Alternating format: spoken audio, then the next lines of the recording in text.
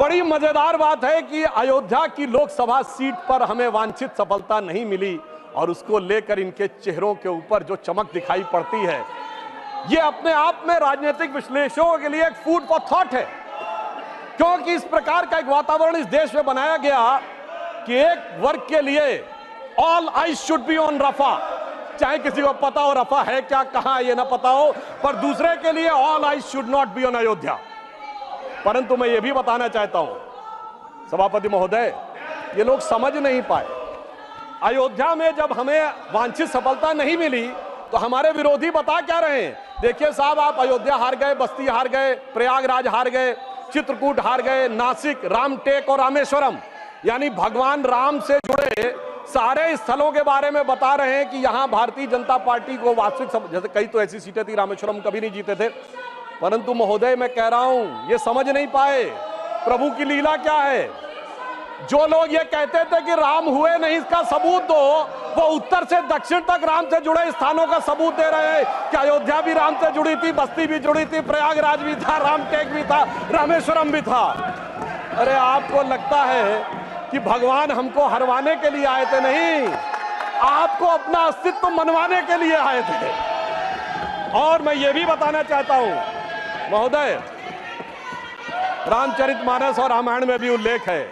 कि एक बार नागपाश भगवान राम को भी लगा था और नागपाश लगने के कारण एक मूर्छा आ गई थी और तब राम विरोधी दल में बड़ी खुशियां छा गई थी, मगर वो प्रभु की लीला का हिस्सा था, सिर्फ हनुमान जी को अपनी शक्ति याद दिलाने के लिए। और ऐसा पहली बार नहीं हो रहा है, ऐसा पहली बार नहीं हो रहा है सभापति महोदय।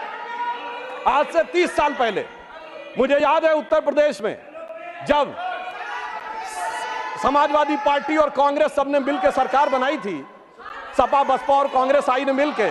तब एक नारा लगा था कि मिले मुलायम काशी राम, हवा में उड़ गए जय श्री राम। मगर हम तब भी नहीं डिगे थे और जो हवा में उड़ाने की बात कर रहे थे, 3 साल में हमने केंद्र में सरकार बना के दिखा दी थी और उत्तर प्रदेश में भी सरकार बनी थी। अरे अब तो इतना अंतर आया है, तब आप हवा में उड़ाने की बात कर रहे हैं, अब आप एक एक स्थान को बता रहे हैं। आप निश्चित रहिए, जिसे एक हम लोग जो प्रसिद्ध भजन सुनते थे उसमें यह कहा गया है, जो हनुमान जी का प्रसिद्ध भजन है कि रावण युद्ध अजान कियो तब नाग की फांस सबे सिर डारो, परंतु चिंता मत करिए, वो शक्ति पुनः जागृत हो रही है और वो जागृत होकर हमें पुनः वहां तक पहुंचाने का प्रयास रखेगी। और एक मैं गंभीर बात करना चाहता हूं, श्री राम का विषय हमारे लिए हार जीत का विषय नहीं है।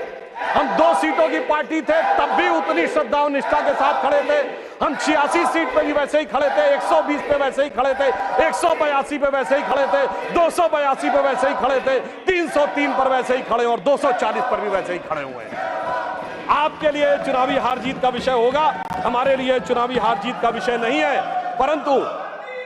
हमें लगता है कि भारतीय समाज में यदि कुछ लोगों के मन में अभी भी इसको लेकर हो सकता हमारी तपस्या में कोई कमी रही हो, तो मैं ये कहना चाहूंगा भारत के सभी लोगों से, अटल बिहारी वाजपेयी जी की कविता की वह प्रसिद्ध पंक्ति जो उनकी कविता थी, आओ मिलकर दिया जलाएं, तो मैं इसके लिए कहना चाहूंगा कि अभी हमारा यह प्रयास बाकी है। तो एक पंक्ति उनकी मैं कोट करना चाहता हूं जो आज की परिस्थितियों में बहुत समीचीन लगती है कि आहुति बाकी यज्ञ अधूरा, आहुति बाकी यज्ञ अधूरा, अपनों के विघ्नों ने घेरा, अंतिम जय का वज्र बनाने नवदधीच हड्डियां गलाएं, आओ मिलकर दिया जलाएं।